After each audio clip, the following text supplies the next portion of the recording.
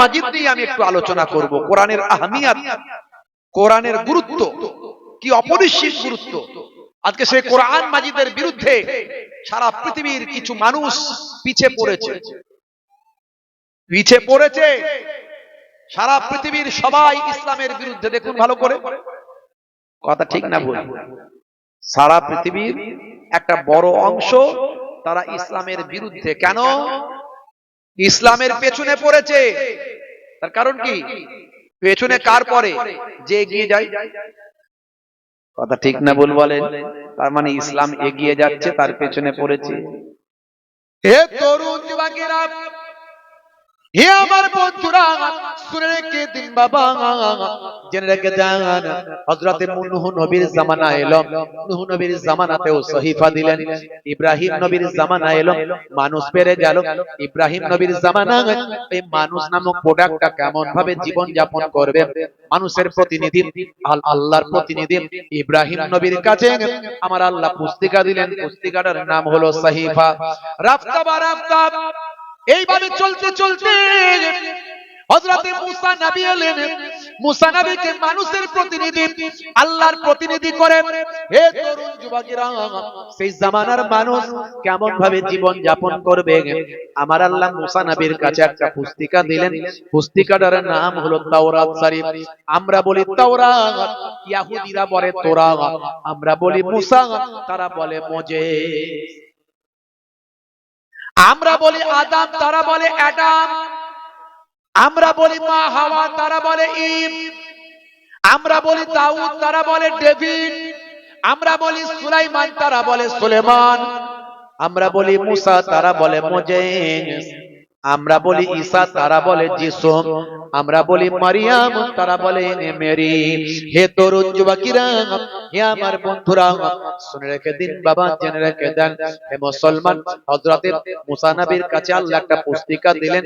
উম্মতের জন্য মানুষ নামক প্রোডাক্ট কেমন ভাবে ব্যবহার হবে, তার জন্য পুস্তকটা দিলেন।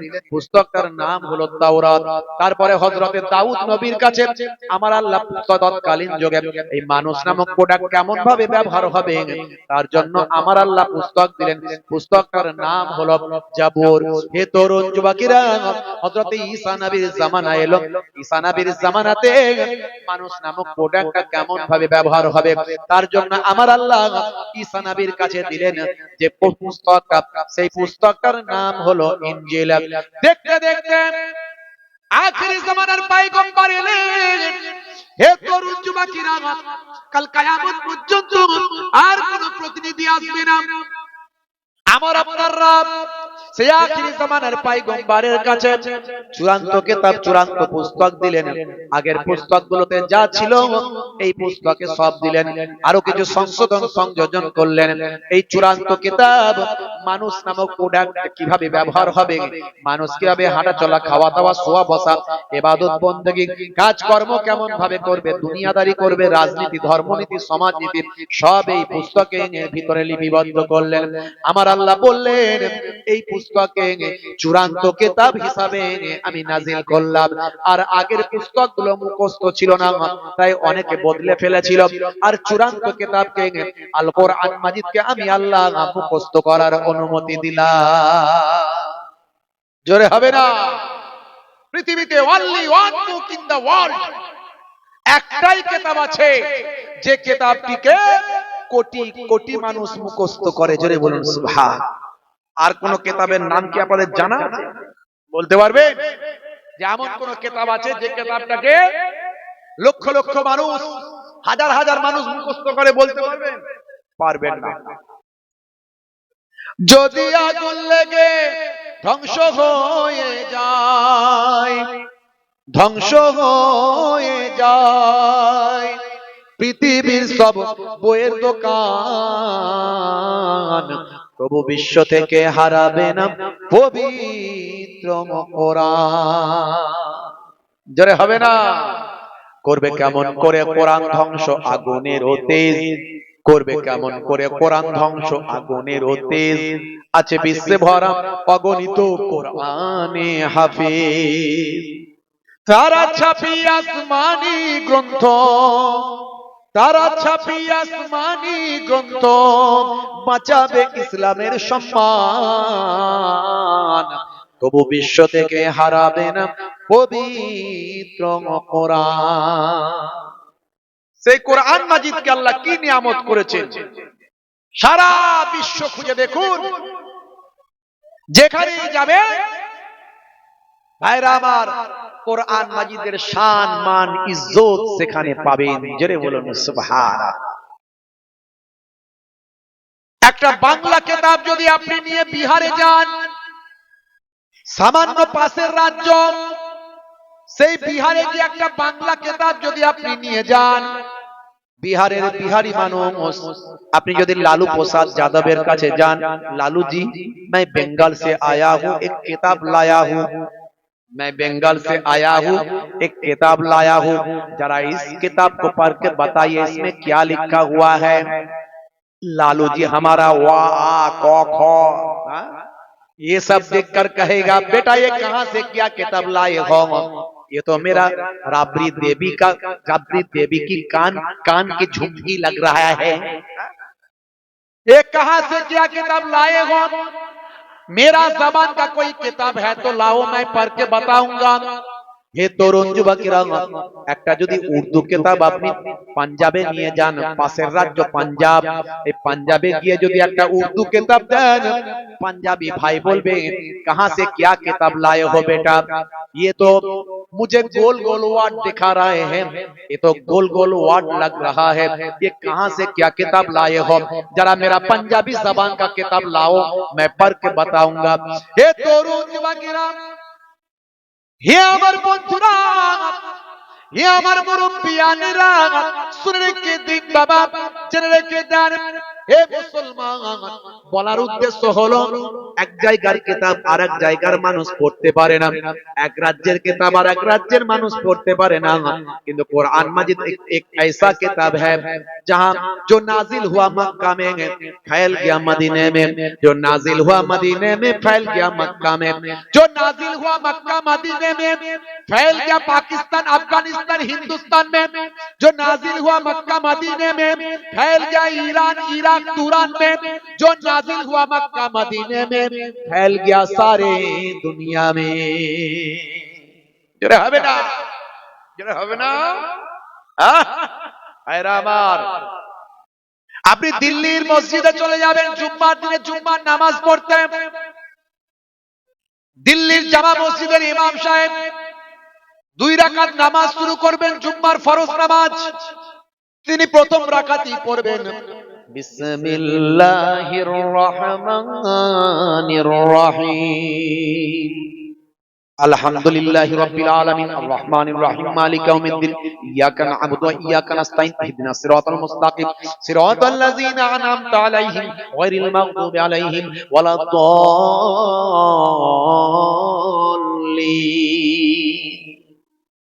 কলকাতার জামা মসজিদে চলে যাবেন, কলকাতার বিখ্যাত নাকোদা মসজিদের ইমাম সাহেব কারি শফিক সাহেব যখন তেলাওয়াত শুরু করবেন, কারি সাহেবের তেলাওয়াতটা যখন আপনি শুনবেন, তিনি জুম্মার দিনে প্রথম রাকাতের প্রথমে সূরা ফাতিহা তেলাওয়াত শুরু করবেন, আলহামদুলিল্লাহি রাব্বিল আলামিন আর রহমানির রহিম মালিক ইয়াউমিদ্দিন ইয়াকা না'বুদু ওয়া ইয়াকা নাস্তাইন ইহদিনাস সিরাতাল মুস্তাকিম সিরাতাল লাযিনা আন'আমতা আলাইহিম গায়রিল মাগদুবি আলাইহিম ওয়ালাদ-দাল্লিন।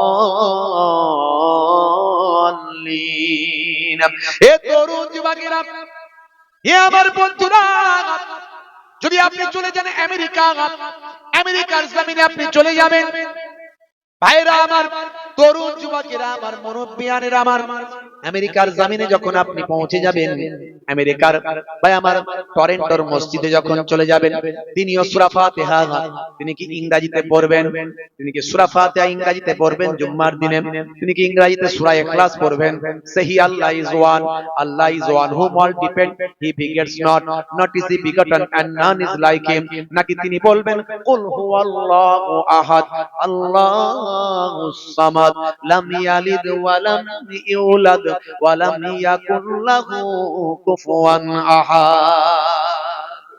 জোরে হবে না? সারা পৃথিবীতে যেখানে যাবেন, এক জায়গার কিতাব অন্য জায়গার মানুষ পড়তে পারে না, কিন্তু সারা পৃথিবীতে সব জায়গায় আল্লাহর কালামুল্লাহ পাক একই ভাষায় আপনি শুনতে পাবেন। এর নাম কোরআন মাজিদ। কি দরজা আল্লাহ কোরআন মাজিদের দিলেন? হে তরুণ যুবকেরা, 1450 বছর আগে কোরআন মাজিদ নাজিল হয়েছে। আজও পৃথিবীর বুকে কোরআন মাজিদ অথেন্টিক, আজও কোরআন মাজিদ প্র্যাকটিক্যাল, আজও কোরআন মাজিদের বাস্তবতা পাওয়া যায়। সারা পৃথিবীর মানুষ অবাক হয়ে যায়, কোন কোরআন মাজিদ? হায় রে হায়, হায় রে হায়, যে কোরআন মাজিদকে কোন একজন ঐতিহাসিক হিস্টোরিয়ান সে তার দৃষ্টিভঙ্গি দিয়ে তাকালে দেখে কোরআন মাজিদ একটা ইতিহাসের কিতাব।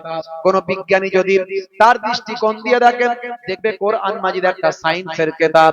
কোন ফিলোসোফার দার্শনিক সে যদি তার দৃষ্টিকোণ দিয়ে দেখে দেখবে কোরআন মাজিদ একটা দর্শনের কিতাব। যে যার দৃষ্টিকোণ দিয়ে দেখে সে তার কিতাব মনে করে। বন্ধুরা আমার, তরুণ যুবকেরা আমার, ক্যাসিয়াস ক্লে থেকে টাইসন, গ্যারি মিলার থেকে Jennifer, Michael Jackson, mister Dew Davis, mister brain, হে তরুণ যুবকেরা, হাসিম আমলা থেকে জুনায়েদ জামশেদ, মঈন আলী খান, পৃথিবীর বিখ্যাত বিখ্যাত অথার পণ্ডিতেরা তারা আজকে কোরআনে মুগ্ধ হয়েছে। কোরআন মাজিদ পড়ে তারা অবাক হয়ে গেছে, কোরআনের প্রেমিক হয়েছে, কোরআনের শিষ্য হয়েছে। নানা পাটেকর নাম শুনেছেন? পৃথিবী বিখ্যাত একজন ফিল্ম স্টার, বলিউডের তারকা মিস্টার নানা পাটেকর, যিনি এক সময় বলেছিলেন এক মচ্ছর আদমি কো হিজরা বানা দেতা হ্যায়, এক মচ্ছর আদমি কো হিজরা বানা দেতা হ্যায়। এত ফেমাস হলো তার এই ডায়লগ, তার এই বক্তব্য, তার এই কথা, শুধু ভারতবর্ষ নয় কয়েকটা দেশে ভাইরাল হলো। লোকের মুখে মুখে বলে এক মচ্ছর আদমি কো হিজরা বানা দেতা হ্যায়, এক মচ্ছর আদমি কো হিজরা বানা দেতা হ্যায়।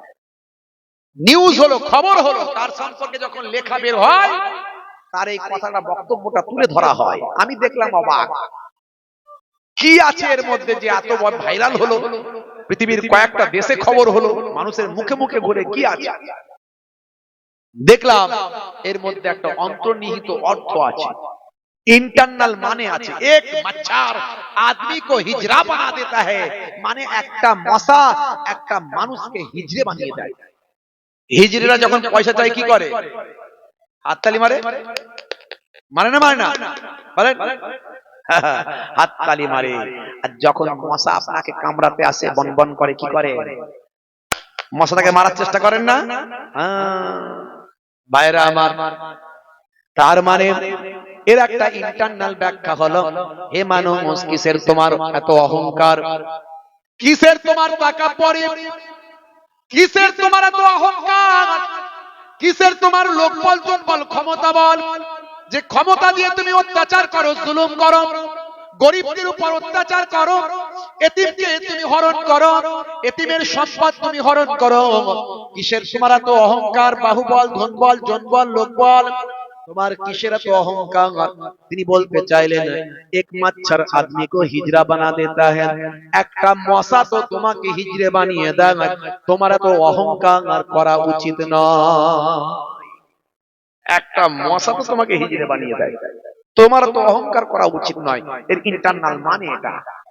এই জন্য তো ফেমাস সেই মিস্টার নানা পাটেকর। হে তরুণ যুবকেরা, হে আমার বন্ধুরা, মহারাষ্ট্রে গেলেন। মহারাষ্ট্রে কয়েক বছর আগে মহারাষ্ট্রে যখন খরা হয়েছে, খরা মাঝে মাঝে বিভিন্ন জায়গায় খরা হয়। হে তরুণ যুবকেরা, মহারাষ্ট্রের গরিব এলাকা চাষিরা বছরে একটা দুটো ফসল ফলায়, তার মধ্যে তাদেরকে ধার করে, ঋণ করে, অনেক কষ্ট করে ফসলটা ফলাতে হয়। মাঝে মাঝে যখন খরা হয়ে যায় তখন তাদের অর্থনৈতিক পরিকাঠামো খুব খারাপ জায়গায় যায়।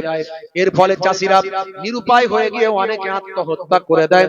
মহারাষ্ট্রের বিভিন্ন জায়গায় ঘটনাগুলো মাঝে মাঝে ঘটে, তামিলনাড়ুতে ঘটে, বিভিন্ন নিউজে মিডিয়ায় খবর হয়। কয়েক বছর আগে আমার কাছে নিউজটা আছে, মহারাষ্ট্রে খরা হয়েছে, বহু মানুষ আত্মহত্যা করছে।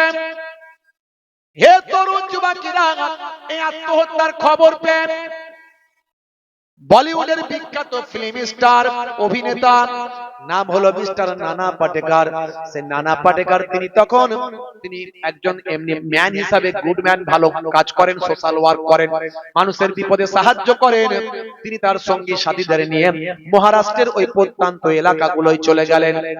সেখানে যাওয়ার পরে তিনি বললেন, হে মহারাষ্ট্রের মানুষেরা, কাদের পরিবার থেকে আত্মহত্যা করেছ, যাদের পরিবার থেকে আত্মহত্যা করেছ, তারা আমার সামনে এসো, লাইন দাও, আমি তাদেরকে অর্থ দেব, তাদেরকে আমার উপায়ের অর্থের পয়সা, আমার ইনকামের ব্ল্যাঙ্ক চেক তাদের নামে আমি অ্যালট করব, তাদেরকে আমার চেক দিয়ে যাব, অর্থ দিয়ে যাব।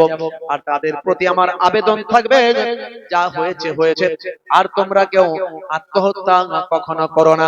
যদি আত্মহত্যা করার প্রয়োজন হয় তাহলে অন্তত আমার সঙ্গে যোগাযোগ করো, আরো টাকা পয়সা দেব, তবু আত্মহত্যা তোমরা করো না। হে তরুণ যুবকেরা, হে আমার মুরব্বিয়ানেরা, তিনি 113 খানা চেক দিয়েছিলেন, বহু মানুষকে তিনি চেক দিলেন। ভাই আমার সকলের প্রতি আবেদন করলেন, তোমরা আত্মহত্যা যেন আর করো না। ভাই আমার যত মানুষকে তিনি চেক দিলেন, যত মানুষের পরিবারে চেক দিলেন, তাদের মধ্যে একজনও মুসলমানের নামটা তিনি পেলেন না, একজনও মুসলমানের নাম পেলেন না। তিনি জিজ্ঞাসা করলেন, হে মহারাষ্ট্রের মানুষেরা, হে কৃষকেরা, আমি যতজনকে চেক দিলাম একজনও মুসলমানের নাম পেলাম না, তোমাদের এখানে কি কোনো মুসলমান আত্মহত্যা করেনি? বলে, স্যার সেটা আমরা জানি না, কিন্তু মুসলিম পাড়া অনেকটা দূরে এখান থেকে, ওই জায়গাতেও খরা হয়েছে, খরা এই এলাকায় সব জায়গায় হয়েছে, তবে মুসলমানদের মধ্যে কেউ আত্মহত্যা করেছে কিনা কোনো খবর আমাদের কাছে নাই। হে তরুণ যুবকেরা, মিস্টার নানা পাটেকর সেই সময় তিনি গাড়ি ঘুরিয়ে মুসলিম পাড়ায় গেলেন। মুসলিম পাড়ায় গিয়ে গাড়িটা রেখে বললেন, তোমরা নিশ্চয় আমাকে চেনো, আমি সেই বলিউডের বিখ্যাত ফিল্ম স্টার মিস্টার নানা পাটেকর। আমি আজকে এই মহারাষ্ট্রের খরা কবলিত এলাকায় মানুষ আত্মহত্যা করছে শুনে তাদের কাছে আমি সান্ত্বনা দিয়ে তাদেরকে অর্থ দেওয়ার জন্য আমি এসে হাজির হয়েছি। হে মুসলিম ভাইরা, তোমাদের মধ্যে যারা আত্মহত্যা করেছে তাদের পরিবারগুলোকে আমার সামনে নিয়ে আসো, লাইন দাও, আর যাদের অভাব অভিযোগ আছে তারাও লাইন দাও, আমি তাদেরকে তোমাদেরকে আমার অর্জিত পয়সা থেকে আমি তোমাদের ডোনেট করব, দান করব, এটা তোমাদের কাছে উপহার, আমি আমার অর্থ দেব, আর তোমাদের কাছে আবেদন করব তোমরা আর যেন কখনো আত্মহত্যা তোমরা করো না। হে তরুণ যুবকেরা, এমন কথা শোনার সঙ্গে সঙ্গে কয়েকজন মুসলিম যুবক, শিক্ষিত যুবক, তারা আস্তে আস্তে এগিয়ে এলেন।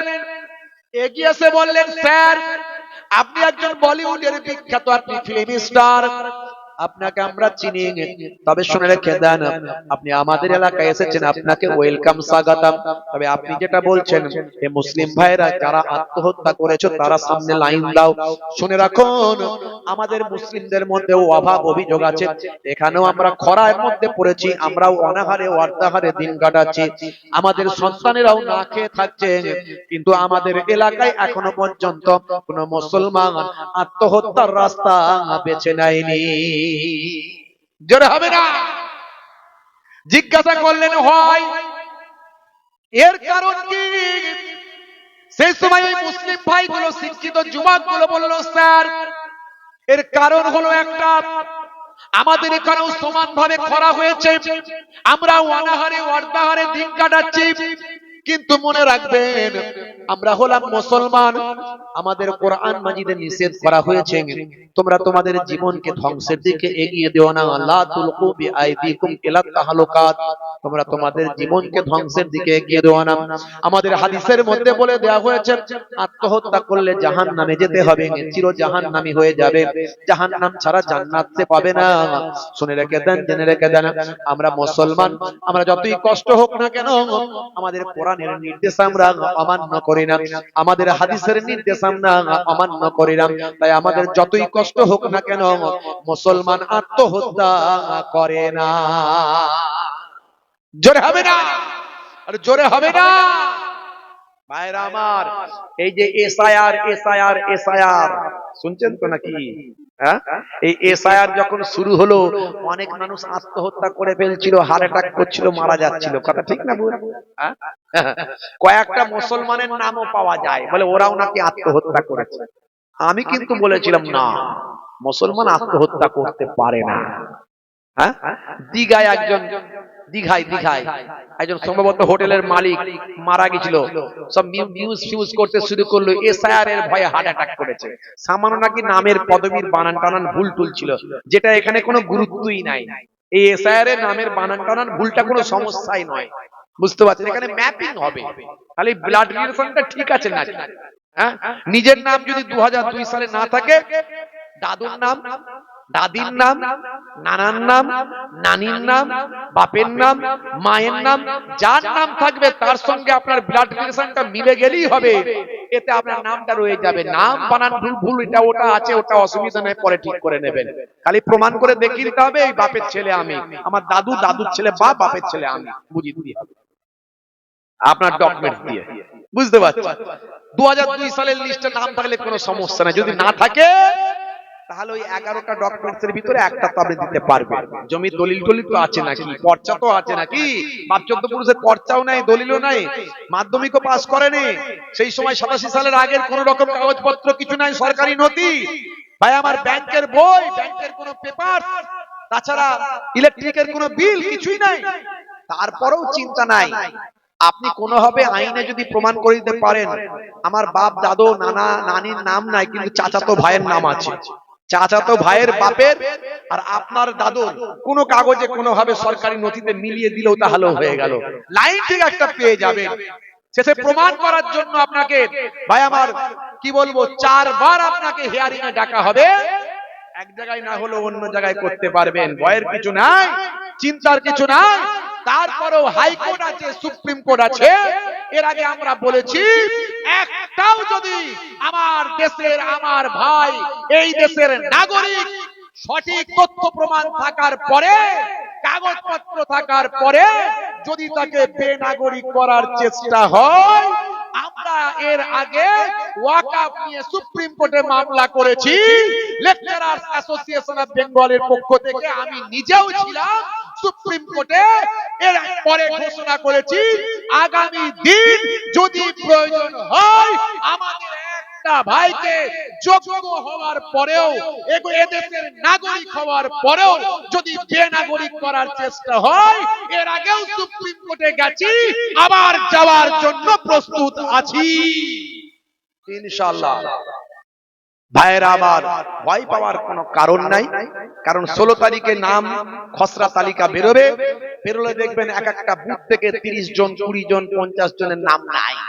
এটা হবে, আমার মন বলছে, আমি আমার মতটা বলছি, আমি আমার ওপিনিয়ন, আমি আমার এক্সপেরিয়েন্স, আমি আমার ভাই আমার চিন্তা ভাবনা, যে সিচুয়েশন বিভিন্ন জায়গায় হয়েছে বা বিহারে হয়েছে, আমি আপনাদের বলছি, এতে ঘাবড়ে যাবেন না, ভয় পাবেন না, চিন্তা করবেন না। কাগজপত্র সব রেডি করে রাখুন, ফাইল তৈরি করে রাখুন, প্রত্যেকে যে যার নিজের নিজের। যদি এরকম কোনো সমস্যা হয়, নাম যদি না আসে, আপনাকে ডাকবে হিয়ারিং এ, ইআরও ডাকবে। ইআরওর কাছে গিয়ে আপনি পেপারস পত্র দিয়ে প্রমাণ করবেন আমার দাদু অমুক, তার বাপ তার ছেলে, আমার বাপ অমুক, আমি তার ছেলে, এইরকম একটা প্রমাণ। হয় দাদুর দিয়ে, দাদির দিয়ে, নানার দিয়ে, বাপর দিয়ে, চাচার দিয়ে, চাচির দিয়ে প্রমাণ আপনাকে করতে হবে এদেশের আপনি নাগরিক। তার জন্য পেপারস পত্র যা লাগে রেডি করে রাখুন, ভয় পাওয়ার কিছু কারণ নাই। যদি ইআরও আপনাকে ক্যান্সেল করে, তারপর আবার আছে, 4 বার ডাকা হবে, একদম ডিএম পর্যন্ত ডাকবে। তারপরেও যদি না হয়, আপনার যদি সঠিক তথ্য প্রমাণ থাকে, নিশ্চয়ই আপনি হাইকোর্ট যেতে পারবেন, সুপ্রিম কোর্ট যেতে পারবেন, কোনো চিন্তা নাই। অর্থাৎ ভয় পাওয়ার কোনো কারণ নাই। 16 তারিখের পরে হুড়োহুড়ি পড়ে যাবে, ভয় পেয়ে যাবে, দেখবেন টেনশনে পড়ে যাবে, লোকজন ছোটাছুটি শুরু করবে, এই রে আমার নাম নাই, সর্বনাশ, কি হবে, আল্লাহ বাদ পড়ে গেলাম নাকি, ডিটেনশন ক্যাম্পে যাব নাকি রে বাবু। এমনি তো ওখানে ওই যোগীজি বলছে ডিটেনশন ক্যাম্প তৈরি করো, ওদিকে আসামের হেমন্ত বিশ্ব শর্মা বলছে ডিটেনশন ক্যাম্প তৈরি করো, মাথা খারাপ করে দেয় বলছে, বুঝতে পারছেন? এখন চিন্তা করার কিছু নাই, ভয় পাওয়ারও কিছু নাই। রাখে আল্লাহ, মারে কে, আর মারে আল্লাহ রাখে কে। যে কুয়া খুলতে যায় সেই কুয়াতে সেই পড়ে যায়। যারা লাপালাপি বেশি করেছে তারা এখন ক্যা ক্যা ক্যা ক্যা করছে, চিন্তা করতে পারবেন, ভাবতে পারেন তারা এখন ক্যা ক্যা করছে কি করে ক্যা দিয়ে বাঁচতে পারি। হাইকোর্ট বলেছে ক্যা দিয়ে হবে না, সুপ্রিম কোর্ট বলেছে ক্যা দিয়ে হবে না। শুনেছেন ভাইরা আমার, তরুণ যুবকেরা আমার, মুরব্বিয়ানেরা আমার, মুসলমান একটুখানি খেয়াল করুন, একটু বাপ লক্ষ্য করুন। অর্থাৎ ভয় পাওয়ার কোনো কারণ নাই। আল্লাহ বলছেন বান্দা তোরা আমার হয়ে যা, আমি আল্লাহ তোদের হয়ে যাব। জোরে বলুন সুবহানাল্লাহ। জোরে হবে না? আর জোরে হবে না? হে তরুণ যুবকেরা, হে আমার বন্ধুরা, শুনে রেখে দিন বাবা, জেনে রেখে যান। হে মুসলমান একটু লক্ষ্য করো, আল্লাহ বলছেন বান্দারে তোরা আমার হয়ে যা, আমি তোদের হয়ে যাব। তোদের জন্য এত নিয়ামত দিয়েছি, তোদের জন্য সবকিছু দান করেছি, তোদের জন্য আমি আল্লাহ আমার সবকিছু বর্ণনা করে দিয়েছি। কোরআন মাজিদের ভিতরে আমি আল্লাহ সব লিপিবদ্ধ করে দিয়েছি। ওরে বান্দা শুনে রেখে দে, জেনে রেখে দে, এই দিনকে তোদের জন্য রুজি রোজগারের বানিয়েছি, রাতকে তোদের জন্য আমি আল্লাহ আরামের বানিয়েছি, বিছানা তোদের জন্য, রাতকে তোদের জন্য আরামের বানিয়ে দিয়েছি আমি আল্লাহ তোদের জন্য। হে তরুণ যুবকেরা, হে আমার মুরব্বিয়ানেরা, ওয়া খালাকনাকুম আজওয়াজা, আমি আল্লাহ তোমাদের জোড়ায় জোড়ায় স্বামী স্ত্রীতে সৃষ্টি করেছি। মাশাআল্লাহ, এখনই খবর এলো হুজুর পীর কেবলা তাশরীফ নিয়ে এসেছেন। একবার জোরে সোরে তাকবীর হবে না? নারে তাকবীর। আপনারা খুশি তো নাকি? কি জি মাশাআল্লাহ, জোরে নারে তাকবীর। সিলসিলা হক মুজাদ্দিদুজ জামান, সিলসিলা হক মুজাদ্দিদুজ জামান, নারে তাকবীর। মাশাআল্লাহ, দরুদ শরীফ আল্লাহুম্মা।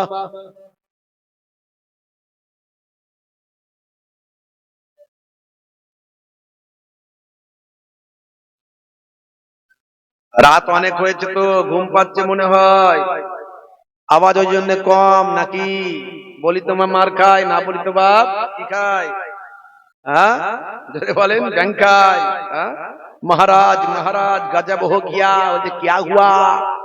बोले कुछ बिहार को बेल्लाल सिंह ने जबरदखल कर लिया। बोले कुछ बाचा?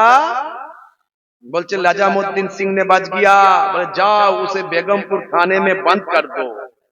বুঝতে পারছেন? খালি মহারাজ বুঝলো আর মন্ত্রী বুঝলো, বাকিরা কেউ বুঝতে পারলো না। রাত 12টা বেজেছে, আমাদেরও 12টা বেজেছে। চোখ বুঝে বুঝি লাল নীল স্বপ্ন দেখছে। খালি একবার এদিকে কাত ওদিকে কাত, first gear, back gear, third gear, fourth gear, শেষে এদিকে কাত ওদিকে কাত, হুজুরের দিকে পা করি। কথা ঠিক না ভুল? সারা রাত ওয়াজ দিতে পারছেন তো। মাদ্রাসার জলসা তো সারা রাত একটু হবেই বাপ, কিছু করার নাই, হবেই, কারণ দূর দূরান্তের মানুষ থাকে। একটু জোরে সোরে তাকবীর হবে, নারে তাকবীর। আওয়াজ শুনে বুঝতে পারা যাচ্ছে মহারাজ মহারাজ গজব হো গিয়া। কুচবিহার কো বেল্লাল সিং নে জবরদখল কর লিয়া। আর পুরুলিয়ার দিকে একজন মহারাজ ছিল, কুচে খেতে ভালোবাসতো, কুচে। বুঝতে পারছেন? कुछ বোঝেন তো? तो डिनर में, लंच में और ब्रेकफास्ट में कुचे जरूर चाहिए। ऑर्डर था मंत्री पर, ऑर्डर था मंत्री पर, मंत्रीर উপর অর্ডার ছিল। বাবুর্চি রান্না করে রেখে দিত, বিভিন্ন রেসিপিতে তৈরি হতো কুচের কোয়ালিটি, বিভিন্ন রেসিপি, বিভিন্ন, কখনো ঝোল, কখনো ঝাল, কখনো সাদা, কখনো ভাজা, কখনো এটাই কখনো ওটাই। এখন দুপুর বেলা ভাজা করে বিভিন্ন অন্য রেসিপিতে তৈরি করছিল বাবুর্চি। যেই রেখেছে একটু চোখটা ঘুরিয়েছে, হুড়ো বিড়ালটা ছিল ভক করে নিয়ে আর বেরিয়ে গেছে। এখন মন্ত্রীর মাথা খারাপ, বাবুর্চির মাথা খারাপ, সর্বনাশ। যদি কুচেটা ঠিকঠাক না পাই তাহলে রাজা মশাইয়ের মাথাটা খারাপ হবে ভাই। তার জন্য মন্ত্রী এবং বাবুর্চির অবস্থা খারাপ হবে। তাই বলে কি করা যায়? মন্ত্রী তাড়াতাড়ি বাঁচাও বাঁচাও, সাধু বাবা বাঁচাও। মন্ত্রী কি করা যাবে? এমন সময় মন্ত্রী মাথায় হাত দিয়ে বলে আল্লাহ কি করব? চিন্তা ভাবনা করে মন্ত্রী বলছে যা বলার এখনই বলতে হবে, এখনই বলতে হবে। মন্ত্রী ভাবছে রাজা মশাইকে এখনই বলতে হবে। খাবার সময় যদি দেখে যে কুচে নাই তাহলে বিপদ আছে, তাহলে বাবুর্চির জান চলে যাওয়ারও সম্ভাবনা আছে। কারণ কুচে ছাড়া মন্ত্রী রাজা মশাই ভাতই খেতে পারে না, খাবার খেতে পারে না। এখন মন্ত্রী চিন্তা করছে যা বলার এখনই বলতে হবে, কিন্তু রাজা মশাই দেশ বিদেশের এত লোক নিয়ে মিটিং করছে, বসে আছে, আর আমি কেমন করে বলি যে মন্ত্রী রাজা মশাই কুচে খায়, সবাই জেনে যাবে, রাজার প্রেস্টিজ পাংচার হয়ে যাবে। তো এমন ভাবে বলবো, মন্ত্রী চিন্তা করেছে এমন ভাবে বলবো রাজা বুঝবে আর আমি বুঝবো, বাকিরা কেউ বুঝবে না, বাকিরা কেউ বুঝবে না। তাই ভিড়ের মাঝখানে রাজা মশাই মিটিং করছে, মন্ত্রী গিয়ে হাজির, মন্ত্রীর পাওয়ার আছে, যাওয়ার অধিকার আছে, গিয়ে বলছে মহারাজ মহারাজ গজব হো গিয়া। বলছে কিয়া হুয়া? মন্ত্রী বক্তব্য ছেড়ে দিয়ে বলছে কিয়া হুয়া? বলছে কুচবিহার को बेल्लाल सिंह ने जबरदखल कर लिया। बोलते कुचे माने कुचबिहार को बेल्लाल सिंह ने जबरदखल कर लिया। बोलते कुछ बाचा? महाराज बोलते कुछ बाचा? बोलते हाँ लजामुद्दीन सिंह ने बच गया। बोलते जाओ उसे बेगमपुर थाने में बंद कर दो। মানে যা বললো মন্ত্রী আর মহারাজ বুঝলো, বাকিরা মনে করলো যে একটা যুদ্ধ হচ্ছে, মনে হয় যুদ্ধের খবর বললো, সবাই ভাবলো যুদ্ধের কোন রিপোর্ট দিল মনে হয় মন্ত্রী। কিন্তু মন্ত্রী যা বলার বলে দিয়েছে, মহারাজ মহারাজ গজব হো গিয়া, সর্বনাশ হয়ে গেছে। যে কিয়া হুয়া? কি হয়েছে? বলছে কুচবিহার কো বেল্লাল সিং ने जबरदखल कर लिया, মানে কুচেকে বিড়ালে খেয়ে ফেলেছে। বলছে কুছ বাঁচা? কিছু বেঁচেছে? বলছে হ্যাঁ লজামুদ্দিন সিং ने बच गया, লেজাটা বেঁচে গেছে। বলে যাও উসে বেগমপুর থানে মে বন্ধ কর দো, যাও ওটাকে বেগুন দিয়ে চচ্চড়ি করে ফেলো। বুঝতে পারছো? এখন মন্ত্রী বুঝলো আর মহারাজ বুঝলো, বাকিরা ভাবলো যুদ্ধের রিপোর্ট। এখন এখানে আমরা ওয়াজ শুনছি, বাপ হুজুর যা বলার বলে দিয়ে চলে যাচ্ছে, রাত্রে 12টা বেজে 1টা বাজছে, এখন আর লাল নীল স্বপ্ন দেখলে ওই রকম হবে, বুঝতে পারছেন ভাইরা আমার? রাগ করবেন না, একটু জোরে সোরে তাকবীর দেন, নারে তাকবীর। জোরে হবে না নারে তাকবীর? আরেকটু জোরে, জোরেও যেমন আসতেও তেমন, এরকম করে আরেকটু জোরে দেন, নারে তাকবীর, নারে তাকবীর। হাজারো ব্যথা বেদনার পরে ফিরে আসুনি তুমি আপন ঘরে, দিনের আলো তুমি ছড়িয়ে দিতে চলে গেলে মদিনায় মক্কা ছেড়ে। হে রাসূল তোমাকে ভুলি আমি কেমন করে? জোরে হবে না? হে রাসূল তোমাকে ভুলি আমি কেমন করে? খেনা কে দিন প্রচারের কাজে নিজেকে দিয়েছ বিলিয়ে, তায়েফের কাফেরেরা ছিল না এ আলো, দুষ্টু ছেলেদের পিছু দিল লেলিয়ে। খেনা কে দিন প্রচারের কাজে নিজেকে দিয়েছ বিলিয়ে, তায়েফের কাফেরেরা ছিল না এ আলো, দুষ্টু ছেলেদের পিছু দিল নেলিয়ে। পাথরের আঘাতে ক্ষত বিক্ষত হয়ে সারা শরীর থেকে রক্ত ঝরে। হে রাসূল তোমাকে ভুলি আমি কেমন করে? হে রাসূল তোমাকে ভুলি আমি কেমন করে? হেরার গুহায় তোমারই ধ্যান, আসমান থেকে নামে আল কোরআন। জোরে হবে না? জোরে হবে না? হেরার গুহায় তোমারই ধ্যান, আসমান থেকে নামে আল কোরআন। ভাঙলো সবার ভুল তোমারই পরে, আসলো কোরআনের ছায়া তলে। খালিদ ওমর আলী আবু বকর ইসলামী ঝান্ডা তুলে যে নিল, খালিদ ওমর আলী আবু বকর ইসলামী ঝান্ডা নিল যে তুলে। আল আমিন তুমি ছিলে যে সদা সকল মানুষের তরে। হে রাসূল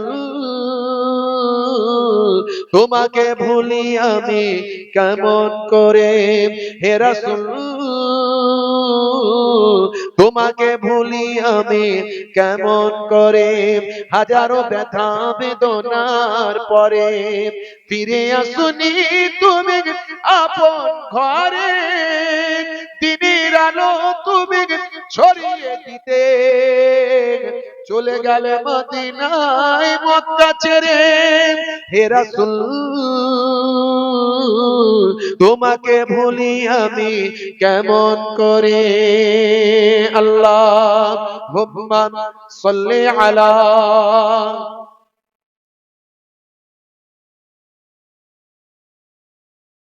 ওয়া আলা আলিহি। হে তরুণ যুবকেরা, হে আমার বন্ধুরা, শুনে রেখে দিন বাবা, জেনে রেখে দেন আমার আল্লাহ কোরআন মাজিদকে কি নিয়ামত করেছেন। 1450 বছর আগে এই কোরআন মাজিদ নাজিল হয়েছে। আজকের যুগে বিজ্ঞান আর বাস্তবতায় প্রমাণিত হয়েছে। সারা পৃথিবীর বড় বড় ওয়াথার পণ্ডিতেরা কোরআন মাজিদ নিয়ে গবেষণা করেছেন। হে তরুণ যুবকেরা, মানুষ অবাক হয়ে যায়। আমি আগেই বলেছি, গ্যারি মিলার থেকে জেনিফার, মাইকেল জ্যাকসন থেকে ইলিমা দিমা প্রিয়াঙ্কা, মিস্টার ডিউ ডেভিস থেকে মিস্টার ব্রেইল, সেখান থেকে বাবা আসিম আমলা, জুনায়েদ জামশেদ থেকে মঈন আলী খান, সেখান থেকে সানা আলী খান, সারা পৃথিবীর নায়ক গায়ক খেলোয়াড় প্লেয়ার বড় বড় ওয়াথার পণ্ডিতেরা অবাক হয়ে গিয়েছে। 1450 বছর আগে আমার আল্লাহ কোরআন মাজিদে যা লিপিবদ্ধ করেন, আজকের যুগে সেগুলো সব বিজ্ঞান আর বাস্তবতায় পরিণত হয়েছে। আমি একটা কিংবা দুটো উদাহরণ দিচ্ছি, বেশি নয়। একটা কিংবা দুটো উদাহরণ দেব, বেশি দেওয়ার দরকার নাই। আমার হৃদয়ে মিনিমাম কম বেশি 50টারও বেশি এরকম উদাহরণ আছে। কিন্তু মায়েরা যখন ভাত হয়েছে কিনা চেক করে, একসঙ্গে কটা ভাত চেক করে? একটা কিংবা দুটো ভাত দেখে, নাকি সব ভাতগুলো মুঠো করে টিপে দেখে? যারে বলেন একটা কিংবা দুটো দেখি মায়েরা বুঝতে পারে হাঁড়ির ভাত হয়েছে না হয়নি। আপনি যদি ইমানদার হন, আপনার কাছে একটা কিংবা দুটো ডকুমেন্ট প্রমাণই যথেষ্ট। আর আপনি যদি ইমানদার না হন, আমি 50টা ডকুমেন্ট উদাহরণ দেব, তারপরও আপনি মানবেন না। হে তরুণ যুবকেরা, হে আমার মুরব্বিয়ানেরা, 1450 বছর আগে কোরআন মাজিদ নাজিল হলো, আল্লাহ প্রদত্ত কিতাব, সেটা আপনি বিশ্বাস করুন। আমি আপনাকে উদাহরণ দিচ্ছি, প্রমাণ দিচ্ছি। আপনাকে কোন নাস্তিক আপনাকে পথভ্রষ্ট করতে পারবে না। আপনি তাকে বলবেন, দেখো আজকের বিজ্ঞানে যেগুলো গবেষণা করা হয় 1450 বছর আগে কিভাবে আল্লাহর কোরআনে লিপিবদ্ধ হলো। 1450 বছর আগে কোন প্যাথোলজি ছিল না। 1450 বছর আগে কোন মাইক্রোস্কোপ, স্টেথোস্কোপ ছিল না। 1450 বছর আগে কোন ভাই আমার তরুণ যুবকেরা আমার, কোন আল্ট্রাসাউন্ড ইউএসজি মেশিন ছিল না, ইকোকার্ডিওগ্রাফি মেশিন ছিল না। 1450 বছর আগে কিভাবে আল্লাহর কোরআনে এগুলো লিপিবদ্ধ হয়? 1450 বছর আগে সে সময় তো মানুষ, আরবের মানুষ যাযাবর ছিল আর বণিক ছিল। তাদের মাথায়, তাদের কাছে এই সমস্ত বৈজ্ঞানিক তথ্য কেমন করে এলো? আজকের নাসায় আবিষ্কার যেটা হলো, আজকের ইসরোতে যেটা আবিষ্কার হলো, 1450 বছর আগে আল্লাহর কোরআনে কেমন করে লিপিবদ্ধ হয়। বেশি উদাহরণ দেব না, দুই একটা দেব, দিয়ে একটা আপনাদের কাছে আমি উপসংহারে একটা ভাই আমার এক্সাম্পল একটা তুলে ধরবো, ধরে বাস্তবতা দিয়ে মিলিয়ে আপনাদের কাছ থেকে বিদায় নেব। লম্বা চওড়া আলোচনা নয়, আলোচনা খুব কম। কোরআনের আহমিয়াত, কোরআনের গুরুত্ব, কোরআন মাজিদের মর্যাদা আমি আপনাদের কাছে বলছি। হে তরুণ যুবকেরা, প্রথম থেকে কোরআন মাজিদ নিয়ে আলোচনা শুরু করেছি, কারণ কোরআনের মাহফিলে বসে আছি, কোরআনের মাদ্রাসায় বসে আছি, কোরআনের হাফিজদের মাঝখানে বসে আছি। হে তরুণ যুবকেরা, হে আমার মুরব্বিয়ানেরা, শুনে রেখে দিন বাবা, জেনে রেখে দেন। হে মুসলমান, একটু লক্ষ্য করুন, আপনি অবাক হয়ে যাবেন বাপজি আমার। যারা বিজ্ঞানের ছাত্র তারা ভালো করে বুঝবেন, বিগ ব্যাং থিওরির কথা তারা ভালো করে বুঝবেন। ভাই আমার, সারা বিশ্বের যত প্রাণের সঞ্চার হয়েছে সব পানি থেকে সঞ্চার হয়েছে। সারা পৃথিবীতে যত প্রাণ জন্ম পেয়েছে সব পানি থেকে জন্ম পেয়েছে, এগুলো সব আজকের গবেষণায় প্রমাণ হয়েছে। হে তরুণ যুবকেরা, সারা পৃথিবীর বুকে যত প্রাণীর সঞ্চার হয়েছে সব পানি থেকে সৃষ্টি হয়েছে। এটা আজকের বিজ্ঞানীরা বলছে, লেটেস্ট বিজ্ঞানীরা, বিজ্ঞানীদের গবেষণা যখন বেরিয়ে আসলো, সারা পৃথিবীতে যত প্রাণ ভাই আমার প্রাণীর জন্ম হয়েছে, সব পানি থেকে জন্ম হয়েছে। এই তথ্য যখন বেরিয়ে এলো তখন কোরআনের গবেষকরা বলল 1450 বছর আগে এই কথাটা আল্লাহর কোরআনে লিপিবদ্ধ হয়ে আছে। লোকে অবাক হয়ে যায়, এটা কেমন করে হতে পারে? আজকের লেটেস্ট বিজ্ঞানীদের গবেষণায় এই তথ্য পাওয়া যায় 1450 বছর আগে কেমন করে কোরআন মাজিদ লিপিবদ্ধ হতে পারে। হে তরুণ যুবকেরা, গবেষকরা প্রমাণ দিয়ে দেন, দেখুন এটা তো পৃথিবীর কোন মানুষের লিপিবদ্ধ করা কিতাব নয়, তিনি বিশ্ব ব্রহ্মাণ্ড সৃষ্টি করেছেন, সে আল্লাহর লেখা কিতাব। তাই কোরআন মাজিদে এই তথ্য পাওয়া সম্ভব। বলে কোথায় লেখা আছে দেখাও। সঙ্গে সঙ্গে কোরআনের গবেষকরা আল্লাহর কোরআন মাজিদ খুলে দিলেন। বলে দেখো কোরআন মাজিদের একটা সূরা আছে, সূরার নাম হলো সূরা আম্বিয়া।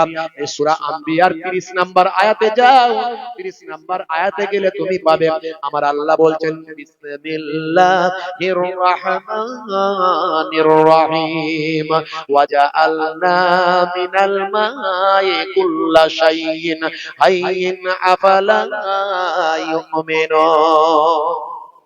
জোরে হবে না? জোরে হবে না? জাআলা মানে তৈরি করা, বানানো, মিন মানে হইতে, মাউন মানে পানি। আল্লাহ বলছে আমি তৈরি করেছি। মিনাল মায়ে মানে পানি হইতে, কুল্লা মানে প্রত্যেক, শাইইন মানে জিনিস, প্রত্যেক জিনিসকে, হাইয়িন যাদের জীবন আছে। আল্লাহ বলছেন আমি মানুষ, আমি প্রত্যেক জিনিসকে যাদের জীবন আছে, প্রাণ আছে, তাদেরকে আমি আল্লাহ পানি থেকে তৈরি করেছি। জোরে হবে না? জোরে হবে না? দেখলেন কটা উদাহরণ দেব? 50টারও বেশি এরকম উদাহরণ আমার বুকে আছে। পকেটে বলবো না, বেয়াদবি হবে, বুঝতে পারছেন? বুকে আছে বলবো। 50টার এরকম উদাহরণ। আরো একটা উদাহরণ আপনাদের দিই। লেটেস্ট বিজ্ঞানীরা উদাহরণ ভাই আমার গবেষণা করে প্রমাণ করেছে big bang theory. Big bang theory কি? What is big bang theory? হে তরুণ যুবকেরা, বিজ্ঞানের মানুষ যারা আছেন, যারা পড়াশোনা করেছেন, শিক্ষিত মানুষ, অনেকে আপনারা জানেন, প্রত্যেকেই কম বেশি জানেন বিগ ব্যাং থিওরি। আমি একটু ক্লিয়ার বললে আপনি বুঝতে পারবেন বিগ ব্যাং থিওরিটা কি। বিগ ব্যাং থিওরিটা হলো বিশ্ব ব্রহ্মাণ্ড তৈরির রহস্য। অর্থাৎ এই আকাশ জমিন পৃথিবী এই সব বিজ্ঞান তারা বলে এটা, এই সব তারা অন্যভাবে প্রমাণ করছে। তারা বলছে এই সব সৃষ্টি হয়েছে ভাই আমার একটা বিস্ফোরণের মাধ্যমে। হে তরুণ যুবকেরা, হে আমার বন্ধুরা, লেটেস্ট বিজ্ঞানীরা, বন্ধুরা আমার শুনে রাখুন, আজ থেকে কম বেশি প্রায় 100 বছর কাছাকাছি, এখনো 100 বছর হয়নি, সালটা হলো 1931 সাল। পৃথিবী বিখ্যাত একজন জ্যোতির্বিদ ভাই আমার, জ্যোতির্বিজ্ঞানী, তার নাম হলো মিস্টার জর্জ লেমিন্টে।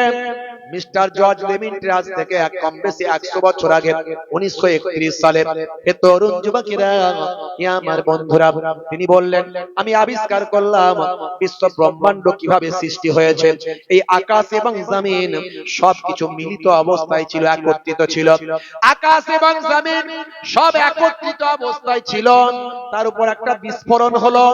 এই বিস্ফোরণ হওয়ার পরে আকাশ আকাশের জায়গায়, জমিন জমিনের জায়গায়, আকাশ এবং জমিন সব পৃথক হয়ে যায়। এই থিওরিটার নাম হলো বিগ ব্যাং থিওরি। হে তরুণ যুবকেরা, এটা আজ থেকে কিছু কম বেশি 100 বছর আগে ভাই আমার আবিষ্কার হয়েছে। যিনি আবিষ্কার করেছেন তিনি, তার নাম হলো বিজ্ঞানী জর্জ লেমিন্টে। ভাইরা আমার 100 বছরও হয়নি এই তথ্য আবিষ্কার হয়েছে।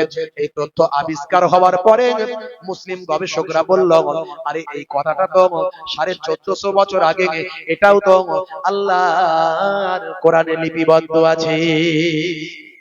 জোরে হবে না? আমি কিন্তু আপনাদেরকে কোরআন নিয়ে আলোচনা করছি, কোরআনের গুরুত্ব বলছি এবং কোরআন যে সত্য প্রমাণ করছি। আল্লাহকে দেখতে পাননি? আমরা তো বলি আকাশ আল্লাহ সৃষ্টি করেছে। আল্লাহ কই? আল্লাহ কই? আল্লাহকে দেখা যায় না, আল্লাহর সৃষ্টি দেখা যায়। এই তো আকাশ আল্লাহর, জমিন আল্লাহর। আর বিজ্ঞানীরা বলে ধর বাবু অটোমেটিক হয়েছে। আপনি কি করে প্রমাণ করবেন আল্লাহ? আল্লাহ সৃষ্টি করছে কি করে প্রমাণ করবেন? সে বলে ধর বাবু সব অটোমেটিক হয়েছে, বিগ ব্যাং থিওরি। আপনাকে প্রমাণ করতে হবে কোরআন সত্য। কোরআন যদি সত্য বলে প্রমাণ হয় তাহলে নিশ্চয় আল্লাহ সত্য, প্রমাণ হবেই হবে। কোরআন যদি সত্য বলে প্রমাণ হয় নিশ্চয় নবী সত্য বলে প্রমাণ হবেই হবে। কোরআনকে সত্য বলে প্রমাণ করতে হবে। কি করে প্রমাণ করবে? তার জন্য কোরআন খুঁজে বের করতে হবে, অত সহজ নয়। বাপজি আমার, আমি এমনি 50টা ডকুমেন্ট আমার বুকে রেখে দিইনি। কোন নাস্তিক আমাকে বোঝাতে গেলে আমি বলবো 1450 বছর আগে কথাটা লেখা আছে, কি করে আমাকে বোঝাও। তখন তো কোনো নাসা হয়নি, ইসরো হয়নি, গবেষণাগার হয়নি, প্যাথোলজি হয়নি, স্টেথিস্কোপ, ব্যারোমিটার, থার্মোমিটার বের হয়নি, কোনো সায়েন্স তৈরি হয়নি, কোনো প্যাথোলজি তৈরি হয়নি, কোন রকম কোন ভাই আমার মেডিকেল সায়েন্স তৈরি হয়নি।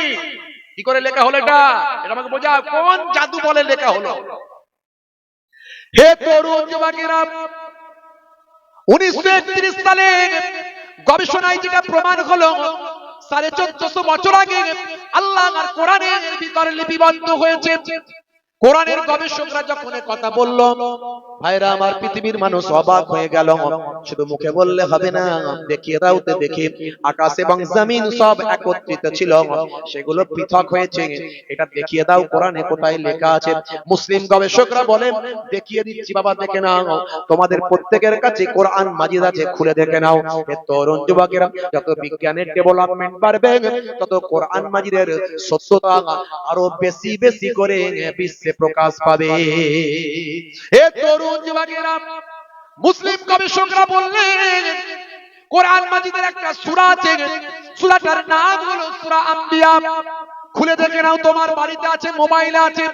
তাই আমি বলি প্রত্যেকের মোবাইলে কোরআন মাজিদ একটা ডাউনলোড করুন। হে তরুণ যুবকেরা, পৃথিবীর বুকে only one book in the world, পৃথিবীর বুকে একটাই কিতাব আছে। ভাইরা আমার, সব কিতাব পড়লে জ্ঞান হয়, আর কোরআন মাজিদ পড়লে জ্ঞান তো হবেই। প্রত্যেকটা অক্ষরের বিনিময়ে নবী বলেন 10টা করে নেকি আল্লাহ দান করে দেয়। একটা কিতাব, only one book in the world। ভাইরা আমার, প্রত্যেকে কোরআন মাজিদ নিজেদের মোবাইলে লোড করে রাখুন, কোরআনের অ্যাপ ডাউনলোড করুন। ভাইরা আমার, বাংলায় উচ্চারণ সহ অর্থ সহ একবার অন্তত জীবনে আরবি পড়তে পারেননি, বাংলায় উচ্চারণ করে করে যদি অর্থটা মানেটা একবার পড়ে শেষ করেন, কোরআনটা একবার জীবনে পড়ে শেষ করা হলো, কোরআনে কি লেখা আছে জানা হলো, কাল কিয়ামতের দিনে এই কোরআন মাজিদটা আপনার নাজাতের জারিয়া হয়ে যাবে। মুসলমানের ছেলে মোবাইল খুললি ফ্রি ফায়ার, পাবজি, তাস, জুয়া, ক্যারাম বোর্ড, গান, শাহরুখ খান, সলেমান খান, মাথা খারাপ হয়ে যাবে একদম, বুঝতে পারছেন? কি ন্যায় ওই মোবাইলে, যত রকম অশ্লীল ভিডিও, গান বাজনা ঢুকিয়ে রেখে দিচ্ছে। আর ও মরে গেলে ওই মোবাইলটা ওর বাপের কাছে, চাচার কাছে, ভাইয়ের কাছে যাবে, মোবাইলটা খুলে দেখবে, ছি ছি ছি, কি সব লোড করা ছিল মোবাইল। ইস, হে যুবক, তোমাকে মরতে হবে, একবার ভাবো। কত মানুষের জানা যায় তুমি অংশ নিয়েছো, কত মানুষকে তুমি দাফন করেছো, কাফন পড়তে দেখেছো। তুমি কি মৃত্যুকে ভুলে যাচ্ছো? বাল তুসিরুনাল হায়াতাদ দুনিয়া ওয়াল আখিরাতু খায়রুন ওয়া আবকা। আল্লাহ বলছেন, এই দুনিয়া হলো তোমাদের জন্য ক্ষণস্থায়ী, আর পরকালটা হলো তোমাদের জন্য চিরস্থায়ী। এই যুবক, ফিরে এসো আল্লাহর পথে। কত বড় বড় নায়ক, গায়ক, খেলোয়াড়, প্লেয়ার, নেতা, মন্ত্রী, সায়েন্টিস্ট, বিজ্ঞানী, ভাইরা আমার, কত বড় বড় ব্যক্তিরা আজকে কোরআনের শিষ্য হলো, নবীর শিষ্য হলো, নবীর ভক্ত হলো। আর তুমি শাহরুখ খানের ভক্ত রয়ে গেলে, সলেমান খানের ভক্ত রয়ে গেলে। আজকালকার পোলা দেখো সঠিক পথে চলে না, পিতামাতা গুরুজনের কথা তারা শোনে না। চুলগুলো ছোট ছোট, প্যান্ট শার্ট কাটো সাটো, সুজোরা পায়ে দিয়ে, পেছনে ব্যাগ নিয়ে, লাল লাল জুতো পায়ে, চোখে কালো চশমা, দুই চোখ মেলে খোঁজে বেদের মেয়ে জ্যোৎস্না, গায়ে হাতে ট্যাটু আঁকা, হেঁটে চলে আঁকা বাঁকা। কাছে গেলে দেখা যায় সুস্থ ছেলে না, কাছে গেলে দেখা যায় সুস্থ ছেলে না। তিরঙ্গার দুর্গন্ধে টেকা যায় না, তিরঙ্গার দুর্গন্ধে টেকা যায় না। ভালো চলছে ধান্দা, খাচ্ছে রজনীগন্ধা, আছে না নাই? কারবারে অশান্তি, চালাচ্ছে শান্তি, মন করবে কমল, খাচ্ছে ওরা বিমল, যেখানটা পুষবে সেখানটা চষে দিয়ে বেরিয়ে যাবে। আছে আমি বলি 12 বছর ঘাস জন্মাবে না, 12 বছর ঘাস জন্মাবে না। জিভ ঠোঁট দাঁত চেনা যায় না, বড় করে হা করতে পারে না, এগুলো খেয়ে খেয়ে এমন হয়েছে। হুজুর তাকবীরে ধ্বনি দিচ্ছে, না তুই আল্লাহু আকবার আস্তে করে বলছে, বুঝলেন, বড় করে হা করতে পারে না। ভাত খায় ছোট ছোট ছোট ছোট করে ভাত খায়। আবার আমি বেশি বলি বলে আমার সামনে যখন দাঁত বের করে হাসতে হাসতে পারে না, দাঁতটা চেপে হাসি। সর্বনাশ করেছে। হ্যাঁ, যেদিনে জলসা কমিটির জলসা, যে ছেলেগুলো তিরঙ্গা গুটকা খায় ওদের টেনশন বেড়ে যায়, হাই পিকআপে চলে যায়। অন্যদিন 10টা খেলে ওদিন 30টা চালায়, একসঙ্গে দুটো তিনটি করে খাচ্ছে। আর হুজুর যদি একটু আসতে লেট করে, ওদের রাস্তার ধারে দাঁড়িয়ে দাঁড়িয়ে জ্যান্ত ঘেমে যায় একদম গরম শীতকালে, বুঝতে পারছেন, ঘাম ঝরছে, হুজুর এখন আসছে, কি হবে আল্লাহ, বুঝতে পারছেন। যেই গাড়ি থেকে এসে থেমেছি, গাড়ি থেকে নামছি, জলসা কমিটির হেড ছেলেগুলো দূর থেকে ছুটছে আর বলছে, হুজুর আসসালামু আলাইকুম, সর্বনাশ করে মাল ভিতরে ভরে রেখেছে রে, কি বিপদ আল্লাহ, বুঝতে পারছেন। আবার এসে মুসাফা করবে, আমার তো আবার এই গ্যাস একদম সহ্য হয় না, আমি হাতটা বাম দিকে বাড়িয়ে দিয়ে মুখটাকে ডান দিকে ঘুরিয়ে নিয়েছি। ওয়ালাইকুম আসসালাম, সামনাসামনি বললে আবার মনে দুঃখ লেগে যাবে। যা বলার ওয়াজে বলবো, নিলি নিলি, না নিলি না নিলি, কি করবো বল, যা বলার ওয়াজে বলবো, সামনাসামনি বললে মনে দুঃখ লেগে যায়, বলবো না। বাপ, আমার নবী দুঃখ দিতে নিষেধ করেছেন, কারো মনে দুঃখ দিও না বাপ। কারো কিছু পরিবর্তন করার দরকার হলে কানে কানে বলো, এটা ইসলামের নির্দেশ। তা আমি কিছু বলবো না, তো এখন মুখটা ডান দিকে ঘুরিয়ে নিয়ে বাম দিকে হাতটা বাড়িয়ে দিয়েছি, এইভাবেই মুসাফা করছি। কিন্তু হলে কি হবে, যেখানে বাঘের ভয় সেখানেই সন্দেহ হয়। ও আবার আমার কানে কানে এসে কথা বলবে, হুজুর দোয়া করবে, একটু দূর থেকে বল বাবা, আর বলিস না দোয়া করবে, গায়ে ভাই ফেলিয়ে দিলি মনে হয়, বুঝতে পারছেন। 1450 বছর আগে আল্লাহর নবী বলছেন, কুল্লু মুস্কিরিন হারাম, কুল্লু মুস্কিরিন হারাম, প্রত্যেক নেশা হলো হারাম। খালি আমরা মদকে হারাম বলি, তাই তো নাকি? হ্যাঁ, এই আলেম ওলামা হুজুররা সব তারপরে সব মাকরু করে দিয়েছে, মাকরু। আরে মাকরুই যদি হয়, মাকরু মানে কি? অপছন্দনীয়, সেটাও কিন্তু পছন্দনীয় নয়। আপনি বিড়ি খান আর জর্দা খান, নেশা তো, আপনি নেশা ছাড়তে পারছেন না। হ্যাঁ, মানুষ অভ্যাসের দাস, অভ্যাস করলেই পারবেন, কেন পারবেন না? হ্যাঁ, আরে আল্লাহর নবী বলছেন নেশা হলো হারাম, বুঝতে পারছেন। আগের যুগে লোকে পান টান খেত, সে জর্দা একটা গাছের পাতা টাতা, এখনকার জর্দা মানেও তো কেমিক্যাল। তারপর এখন সব হাইব্রিড হুজুর, হাইব্রিড মাওলানা, তারপরে হাইব্রিড ভাই আমার কি বলবো, এখন বড় বড় সব ব্যবসায়ী সব রজনীগন্ধা, সর্বনাশ, আরো কি কি সব আছে। হ্যাঁ, আপনি সামান্য নেশা ছাড়তে পারছেন না। আমি আবার এসব কথা বলি বলে মাঝে মাঝে আমাকে চেক করে লোকে, বুঝতে পারছেন, টেস্ট করে। খাওয়া দাওয়া করানোর পরই বলছে, হুজুর কি পান দেবো, 120 না 420? সর্বনাশ করেছে ও বেটা, তো আমাকে চেক করছে, টেস্ট করছে। আমিও তাহলে ওকে একটু খেলাই, তখন আমি বলছি 120ও খাই না, 420ও খাই না। আমি বলছি না যে পান খাই না, 120ও খাই না, 420ও খাই না। তাহলে হুজুর কি পান দেবো, কি জর্দা দেবো বলুন? আমি কোনো জর্দা খাই না। তাহলে কি দোক্তা খাবেন? দোক্তাও খাই না। তাহলে কি খাবেন হুজুর? সাদা পান খাবেন? তখন বলছি সাদা পানও খাই না। তাহলে হুজুর কি খাবেন? এখনকার হাইব্রিড হুজুররা সব রজনীগন্ধা খায়, আপনি কি ওসব খাবেন? ওসবেও ধান্দা নাই। কি খাবেন হুজুর? কিছুই খাই না, হলে চা খাই, না খেলে না হলে না হয়। হুজুর কিছুই নেশা করেন না? কিচ্ছু নেশা করি না। হুজুর নেশা না করলে কি বেটা ছেলে, আর আমাকে মেয়ে ছেলে মনে হচ্ছে? আমি কথাটা কেন বলছি, 1450 বছর আগে আল্লাহর নবী বলছেন নেশা মুক্ত জীবন যাপন করো। আজকে ডাক্তাররা বলছে মদ খেলে লিভার খারাপ হয়, সিগারেট বিড়ি খেলে, ভাই আমার smoking is injurious to health. আপনার স্বাস্থ্য, আপনার লাংস, আপনার ফুসফুস সব কালো হয়ে যায়, এগুলো আমাদের ভিতরে লাল, এই লাল জিনিসগুলো কালো হয়ে যায়। তিরঙ্গা গুটকা গোয়া আরো কি কি আছে সব, রজনীগন্ধা ডাস্ট, এগুলো খেলে নার্ভের ক্ষতি হয়, যৌন শক্তি কমে যায়। আপনি যে কোনো নেশা করেন সেটা ক্ষতি। ইসলাম আপনার ক্ষতি চায় না, আল্লাহ আপনার ক্ষতি চায় না, নবী আপনার ক্ষতি চায় না। 1450 বছর আগে যে কথাগুলো কোরআন হাদিসে আমার নবী আল্লাহ বলেছেন, সেগুলো আজকের যুগে আজকের বিজ্ঞান অ্যাকসেপ্ট করতে বাধ্য হয়েছে। জোরে বলুন সুবহানাল্লাহ। জোরে হবে না? হে তরুণ যুবকেরা, 1450 বছর আগে গবেষক বললেন আল কোরআন মাজিদে বিগ ব্যাং থিওরির কথা লেখা, কিভাবে বিশ্ব ব্রহ্মাণ্ড তৈরি হয়েছে। মিস্টার জর্জ লেমিন্টে তিনি বললেন জমিন আসমান সব মিলিত ছিল, একটা বিস্ফোরণ হওয়ার পরে সব পৃথক হয়ে গেছে। আসমান জমিন সব পৃথক হয়ে গেছে। এই তথ্যটা আজকে প্রায় আমার কিছু কম বেশি 100 বছর আগে 1931 সালে বিখ্যাত জ্যোতির্বিদ ভাই আমার বিজ্ঞানী মিস্টার জর্জ লেমিন্টে তিনি আবিষ্কার করলেন। ভাই আমার কোরআনের গবেষকরা বললেন 1450 বছর আগে এই কথাটা কোরআন মাজিদে লিপিবদ্ধ আছে। পৃথিবী অবাক হয়ে গেল, এটা কেমন করে হতে পারে? 1931 সালে গবেষণায় প্রমাণ হলো, আর কোরআন মাজিদ 1450 বছর আগে কি করে লিপিবদ্ধ হলো? আসলে মহান স্রষ্টা তিনি তো সবকিছু সৃষ্টি করেছেন, তাই তিনি আগে থেকেই জানেন, তাই কোরআনের মধ্যে সে কথাগুলো লিপিবদ্ধ করেছেন। হে তরুণ যুবকেরা, হে আমার বন্ধুরা, হে আমার মুরব্বিয়ানেরা, শুনে রেখে দিন বাবা, কোরআনের গবেষককে বলা হলো তাহলে প্রমাণ করো, কোরআন খুলে দেখিয়ে দাও। হে তরুণ যুবকেরা, তিনি তখন বললেন সবাইয়ের কাছেই তো কোরআন মাজিদ আছে।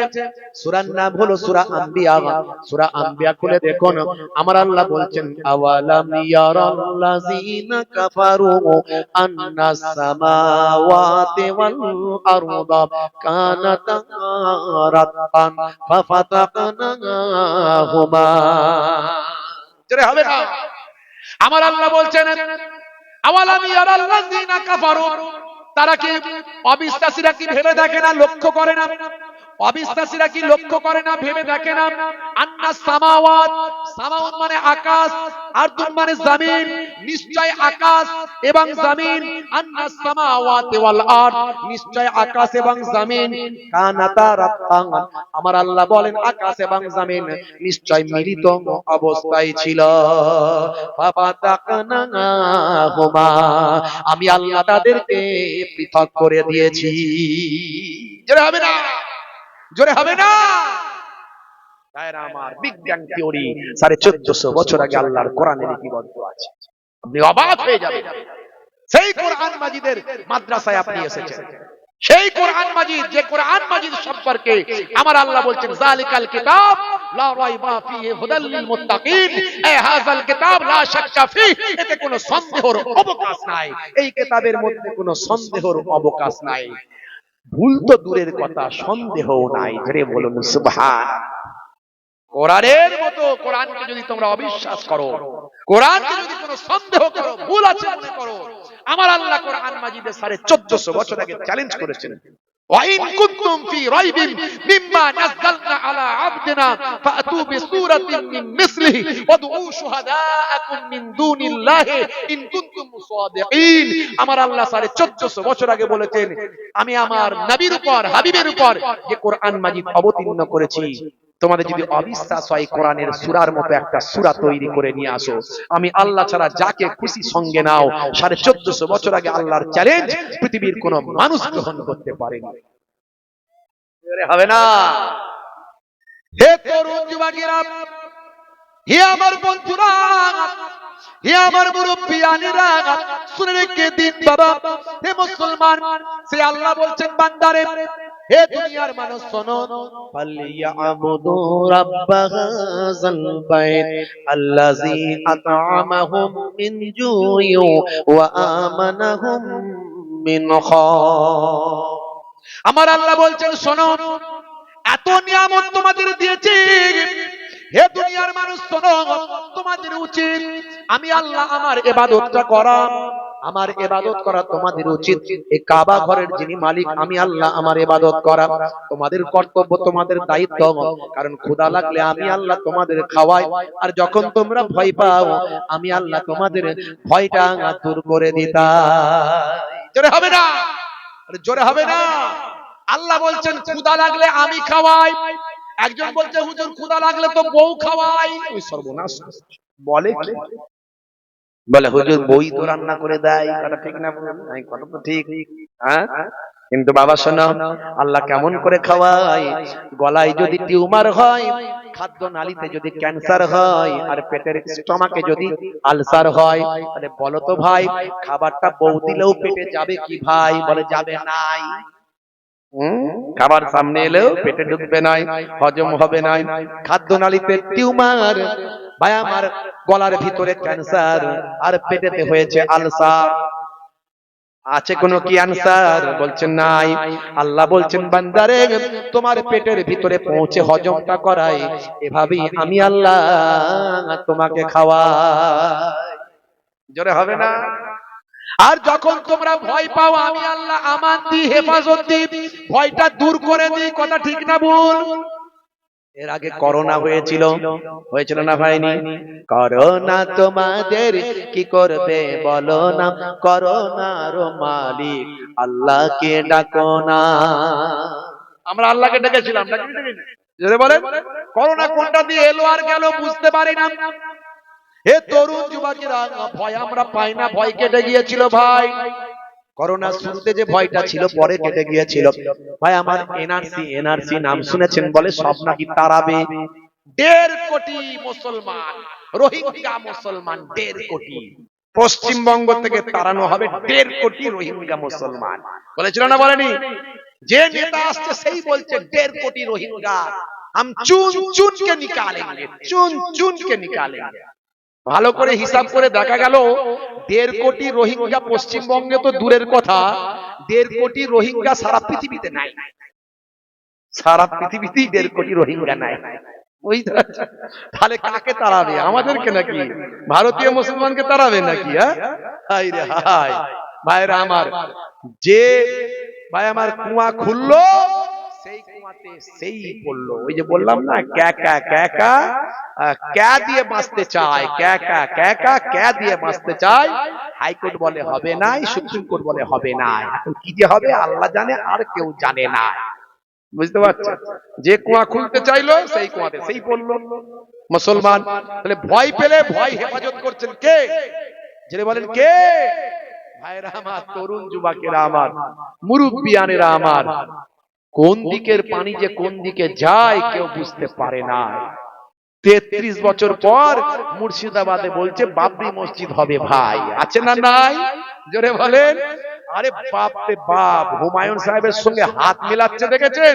খালি হাতটা শুধু এরকম করে ঠেকিয়ে দিচ্ছে শুধু। আমি বলি, আমি এত বড় পীর সাহেব ভারতবর্ষে মনে হয় নাই। বুঝতে পারছেন? হুজুররা পীর সাহেবরা হাতটা ভালো করে মেলায়, এ তো শুধু হাতে হাতে এরকম মিলিয়ে, মানে এত লোকের লাইন। কোন দিকের পানি কোন দিকে গড়ায়, কে বলছে 1 কোটি দেবো, কে বলছে 80 কোটি দেবো। সর্বনাশ করেছে আল্লাহ, কি হবে আল্লাহ? বুঝতে পারছেন? ভাইরা আমার, আখিরি জামানা, কিয়ামতের আলামত, কত কি যে দেখতে হবে আর কত কি যে শুনতে হবে বুঝতে পারবেন না। বলতে ভালোই তো করছে, মসজিদ তো হচ্ছে, না হলে খারাপ কিছু হচ্ছে না? না, নিশ্চয়ই খারাপ নয়, মসজিদই হচ্ছে, আল্লাহর ঘরই হচ্ছে। ভালো, যে কেউ মুসলমান করতে পারে, কিন্তু ভবিষ্যৎটা কোন দিকে যাচ্ছে একটু ভেবে দেখবেন। আগামী দিন কি হচ্ছে? হ্যাঁ, যখনই বাবরি মসজিদ ওখানে হবে বলেছে, এখানে আজকে ব্রিগেডে 5 লক্ষ কণ্ঠে গীতা পাঠ হয়েছে। ঝামেলা বাড়ার দিকেই যাচ্ছে, কমার দিকে নাই। ইসলাম শান্তির কথা বলেছে, ইসলাম কি মারপিটের কথা বলেছে? আমার নবী ভালোবাসা দিয়ে পৃথিবী জয় করেছেন। জোরে বলেন সুবহানাল্লাহ। হিংসাকে কোনোদিন হিংসা দিয়ে জয় করা যায় না। হিংসাকে জয় করতে হলে প্রেম প্রেম দিতে হয়। জোরে বলেন সুবহানাল্লাহ। প্রেম দিয়ে জয় করতে হয় হিংসাকে। বুঝতে পারছেন? নিশ্চয় বাবরি নাম দিতেই পারে, না দেওয়ার কিছু নাই। কারণ বাবর এমন কিছু অপরাধ করেননি যে বাবরি নাম দেওয়া যাবে না। সুপ্রিম কোর্ট নিজেও বাবরি মসজিদের জন্য জায়গা অ্যালার্ট করেছিল, আপনারা জানেন। অর্থাৎ সেটা ঠিক আছে, কিন্তু বর্তমান সিচুয়েশনে মুসলমান আমরা এমনি মসজিদে নামাজ পড়ার লোক নাই। বুঝতে পারছেন? যেটা দরকার সেটা আমাদের দরকার ছিল। যাই হোক, তো দেখলাম বাবু কি অবস্থা চলছে। মুসলমান কোন দিকের পানি যে কোন দিকে গড়ায় কেউ জানি না। আজ ভালো আছেন, কাল কেমন থাকবেন কেউ জানে না। একমাত্র বাঁচানোর মালিক কে? যিনি বলেন কে? আমাদের একটা মালিক আছে, কে তিনি? আল্লাহ। আল্লাহ ছাড়া আমাদের পাশে আর কেউ নাই। আর কেউ নাই। ভোটের সময় এলি এই ভাঙর থেকে আপনাদের কত খবর পায়, কত মানুষ মারা যায়, কথা ঠিক না ভুল বলেন? হ্যাঁ, কত মানুষ মারা যায়, তখন আমাদের মতো এই মৌলবী হুজুর পীর সাহেবদের কষ্ট হয় কেন বলেন তো? যেই বলুক না কেন আমার কলেমার ভাই মারা যাচ্ছে, দুঃখ লাগে, কষ্ট লাগে। কোন মানুষের মৃত্যুটাই কাম্য নয়, প্রত্যেক বছর মারা যাচ্ছে। একবার ভাবুন তো, এই এতগুলো বছর, দীর্ঘ 30 বছর 40 বছর এই ভোটের জন্য কত মুসলমান জীবন দিচ্ছে, কিন্তু কি লাভ হয়েছে, কি পেয়েছে, কি উপকারটা হয়েছে, একবার ঠান্ডা মাথায় হিসাব করবেন। তারপর আপনি যান, কি করতে পারেন করুন। ভাইয়েরা আমার, তাই বলবো বাবা, মানুষ মারার রাজনীতি করবেন না, রাজনীতি করুন, যেটা ইচ্ছা করুন, করতে বারণ করছি না, কিন্তু মানুষ মারার রাজনীতি করবেন না। কয়েক বছর আগে আমি মিডিয়ায় দেখেছিলাম একটা পরিবারের 3টে বৌমা পঞ্চায়েত ভোটের প্রার্থী হয়েছিল, একজন সিপিএম, একজন তৃণমূল, একজন মনে হয় সম্ভবত কংগ্রেস। 3জন বৌমা একসঙ্গে রান্না করছে, আমার হিন্দু পরিবারের মা, 3জন মা একসঙ্গে রান্না করছে, এটা নিউজ হয়েছিল। দেখো, একই পরিবার থেকে 3জন 3টে দলের প্রার্থী হয়েও একসঙ্গে রান্না করে খায়। আর মুসলিম পাড়ায় দুটো দল থাকলে ও বললে ওকে মারতে পারলে সব ক্ষমতা আমার হবে, এ বলে ওকে মারতে পারলে সব ক্ষমতা আমার হবে। এই রাজনীতিটা করবেন না। দিনের বেলাও যদি পার্টি পলিটিক্স নিয়ে ঝগড়া থাকে, রাতের বেলা ফোনে মহাব্বত রাখবেন, বাবা তুই ক্ষমতায় এলে আমাকে দেখিস, আমি ক্ষমতায় এলে তোকে দেখবো, এটাই প্রকৃত রাজনীতি, কথা ঠিক না বল? ভাইরা আমার, তরুণ যুবকেরা আমার, সবচেয়ে হারাম কাজ হলো মানুষ হত্যা। সবচেয়ে বড় হারাম কাজ হলো মানুষ হত্যা। একজন নিরীহ মানুষকে হত্যা করা মানব জাতি হত্যা করার সমান। আল্লাহর নবীর হাদিস। হে মুসলমান, একটু চিন্তা করবেন, ভেবে দেখবেন, একজন নিরীহ মানুষকে হত্যা করা মানব জাতি হত্যা করার সমান। আর একজন নিরীহ, একজন মানুষকে রক্ষা করা, একজন মানুষকে বাঁচানো মানব জাতিকে বাঁচানোর সমান। জোরে বলুন সুবহানাল্লাহ। হে তরুণ যুবকেরা, হে আমার বন্ধুরা, শুনে রেখে দিন বাবা, জেনে রেখে দেন। হে মুসলমান, একটু লক্ষ্য করুন, ইসলাম বলে দিয়েছেন, আমার নবী বলছেন, আল মুসলিমু মান সালিমাল মুসলিমুনা মিন লিসানিহি ওয়া ইয়াদিহি। ওই ব্যক্তি মুসলমান নয়, ওই ব্যক্তি প্রকৃত মুসলমান নয় যার হাতের দ্বারা নয়, যার জবানের দ্বারা নয় অন্য ভাই কষ্ট পায়। হে তরুণ যুবকেরা, ইসলামের নামে অনেক বদনাম দেওয়া হয়, মুসলমানদের নামে অনেক বদনাম দেওয়া হয়। মনে রাখবেন, ইসলামে বলা হয়েছে হাত দিয়ে মুখ দিয়েও কাউকে কষ্ট দেওয়া যাবে না, মানুষ খুন করা তো অনেক দূরের কথা। अंधे को रास्ता दिखाने का नाम है इस्लाम, भूखे को खाना खिलाने का नाम है इस्लाम, प्यासे को पानी पिलाने का नाम है इस्लाम, अमानत का नाम है इस्लाम, और इबादत का नाम है इस्लाम, और मोहब्बत का नाम है इस्लाम। हे তরুণ যুবকেরা, ইসলাম শব্দটা আমাদের বুঝতে হবে। ইসলাম শান্তির কথা বলে, ISLAM Islam, I for IS for social, for love, for all, for mankind, I should love all mankind, অর্থাৎ আমার উচিত সারা বিশ্বের মানুষকে ভালোবাসা। লা ইয়ারহামুল্লাহু মান লা ইয়ারহামুন নাস, যে মনুষ্য জাতির উপর দয়া করে না, মহান আল্লাহ তার উপর দয়া করেন না। বন্ধুরা আমার, তরুণ যুবকেরা আমার, আল্লাহ বললেন বান্দারে, হে দুনিয়ার মানুষ শোনো, আমি আল্লাহ কোরআন মাজিদে সব লিপিবদ্ধ করেছি, এত নিয়ামত তোমাদেরকে দিয়েছি, তোমাদেরকে আমি আল্লাহ জোড়ায় জোড়ায় সৃষ্টি করেছি, তোমাদের জন্য আমি আল্লাহ দিনকে আমি কাজের বানিয়েছি, আর রাতকে তোমাদের জন্য আমি আল্লাহ বিশ্রামের করে দিয়েছি। হে তরুণ যুবকেরা, হে আমার মুরব্বিয়ানিরা, শুনে রেখে দিন বাবা, জেনে রেখে দেন মুসলমান, আমার আল্লাহ সূরা নাবার ভিতরে এরকম বেশ কটা আয়াত দিয়েছেন। সারা কোরআনের মাজিদের ভিতরে মানুষকে আল্লাহ কি দান করেছেন, মানুষকে নিয়ামত কি দিয়েছেন, সেগুলো উল্লেখ করেছেন। সূরা নাবার ভিতরের কয়েকটা আয়াত আমি আপনাদের জন্য পড়ছি। আমার আল্লাহ বলছেন, ওয়া খালাকনাকুম আজওয়াজা, আমি আল্লাহ তোমাদেরকে জোড়ায় জোড়ায় সৃষ্টি করেছি, স্বামী স্ত্রীতে সৃষ্টি করেছি, আমার আল্লাহ আবার বলছেন ওয়াজআলনা নাওমাকুম সুবাতা, আমি আল্লাহ তোমাদের জন্য নিদ্রাকে বিশ্রামের বানিয়ে দিয়েছি।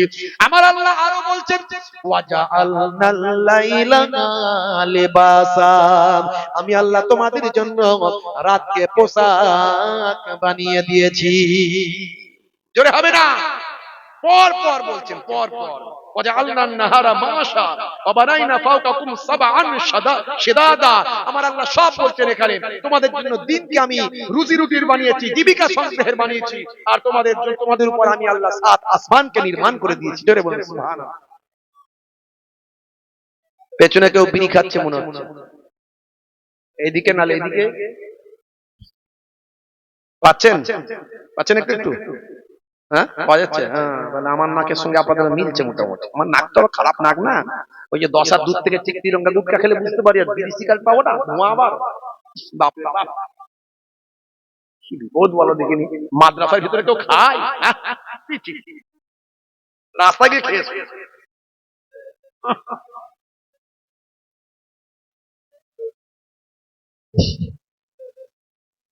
দরুদ শরীফ আল্লাহুম্মা